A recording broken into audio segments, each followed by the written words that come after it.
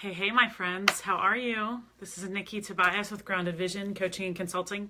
I'm sorry it's so late. It's 11 o'clock p.m. here on the East Coast, but it's been a busy day for me, and this topic's been weighing on my mind, and I just figured I would get it done so that you could have it and we could get talking about it.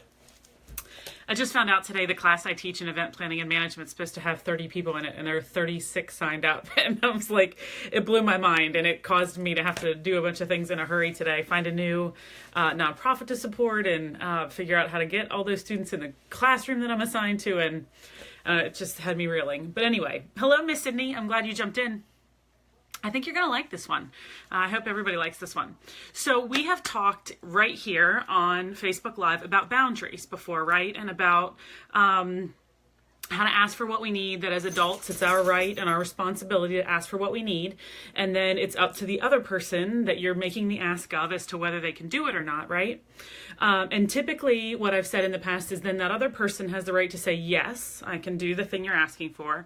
No, I can't or won't do the thing you're asking for, or to provide a counter offer, right? And then that's really good data for you to decide whether you're going to stay in that relationship or not.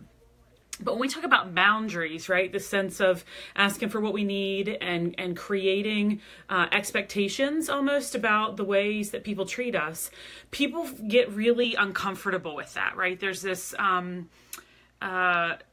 dis-ease about it, and it feels hard and it feels difficult, and people are really afraid that if they start asking for what they need, that other people will not be able to do it, or they'll choose not to do it, and that somehow if I ask for what I need and that other person can't do it, that I'll lose everyone, right? That's the risk, or the worry and the concern is that people will leave us or leave our lives, and that feels scary and sad and just nobody wants to be disconnected, right? I mean, that's what it all boils down to. But I heard this quote.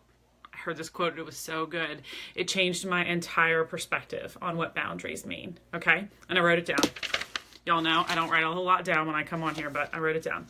Okay, so Martin Heidegger said, I want to give props. Martin Heidegger said, a boundary is not that at which something stops, but that from which something begins.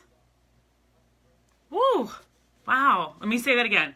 A boundary is not that at which something stops, but that from which something begins. And if we look at a boundary from that perspective, it's like that with which a relationship begins.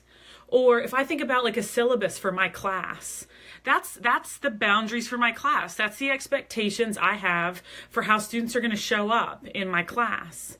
If you think about like a soccer field or a football field, right?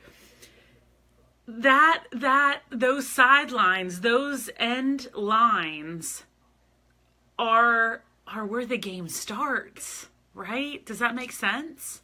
And here's the other way that it changed my perspective on this boundary piece. Instead of it being kind of like dirty and ugly and hard and complicated and fierce and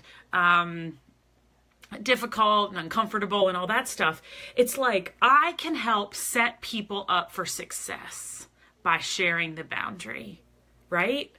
Like if I could tell the soccer team, if somebody brand new comes to the United States and has never seen soccer before, the first thing you would explain is this outer line, you have to play within this outer line. When I give my students a syllabus, it's like these are the rules for the game in my class. These are the rules for my class. This is how the next 15 weeks are going to go. And I'm setting you up for success because I'm telling you really clearly what my expectations are and how I'm going to grade and what assignments you're going to have to do and that you're going to have to plan a nonprofit event, right? I'm setting them up for success because I'm not leaving them to guess and I'm not leaving things to chance.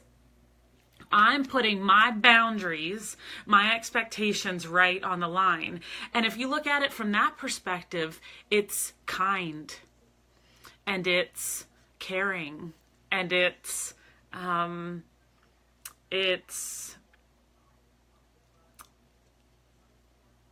adult, it's mature, it's proactive. right? You're not waiting for something to happen. You're not waiting for a rub to then say, oh, wait, you crossed my boundary, right? Because that's the other thing. And I've said this on here before. We all have operator's manuals for everybody else in our lives, but we don't tell them what's in them. And then we get really, really pissy when other people have operator's manuals for us and they don't tell us about it, right? So that sense that a boundary is not that at which something stops, but that at which something begins, changes the game for how we think about it and how we talk about it and how we live within it. Right? So you can create boundaries with your kids and they are now clear about the expectation you have and they have a much better chance at success.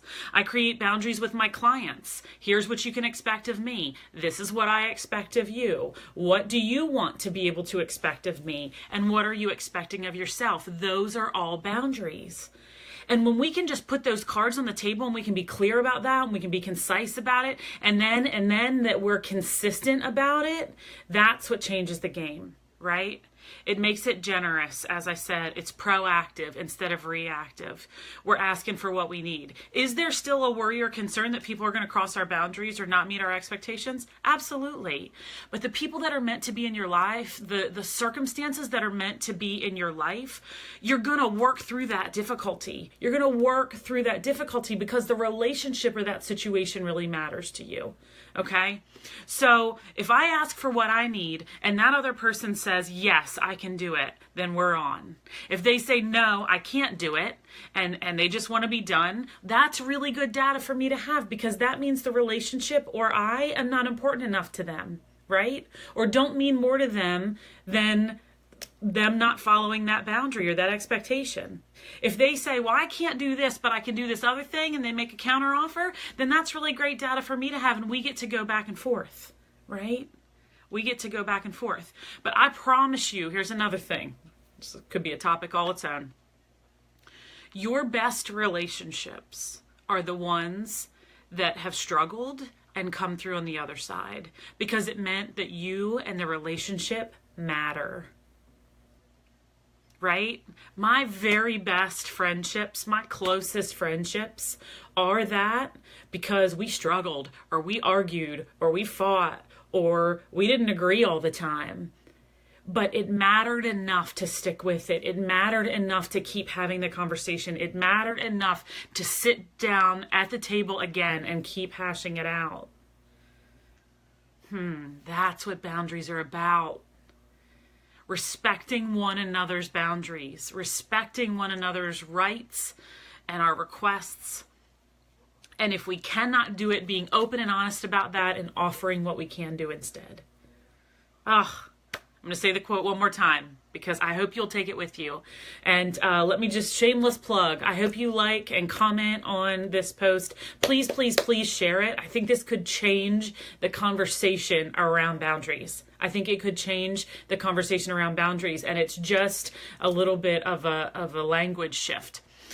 Make sure too, though, down below here somewhere, you'll get a notification that you can sign up to be notified when I'm going to be on. Lots of people ask, how do they know when I'm on? So make sure that you sign up to subscribe or follow or whatever. That'd be great. Share it, like it, comment on it. And then, like I said, I'm going to leave you with the quote one more time. A boundary is not that at which something stops, but that from which something begins. So good. So good. Sydney says, I do really like this. This is so relevant for me right now. I'm telling you, girlfriend. I'm telling you. And here's the other thing that we forget, and this is true of you, but I think it's true of a lot of us, is we need to set some boundaries, some loving kindness boundaries for ourselves. Because here's the thing, we say stuff to ourselves in our heads worse than we would ever say out loud to anyone else.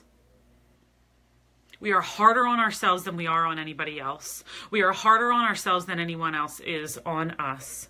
We would never put up with somebody talking to us the way we talk to ourselves.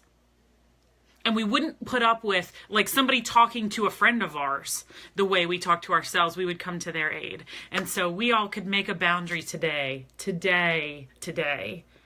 to treat ourselves better than that, and to only choose people in our lives in loving relationships, right? Like partnerships, in friendships, in collegial relationships, whatever that looks like. We are only going to surround ourselves with people that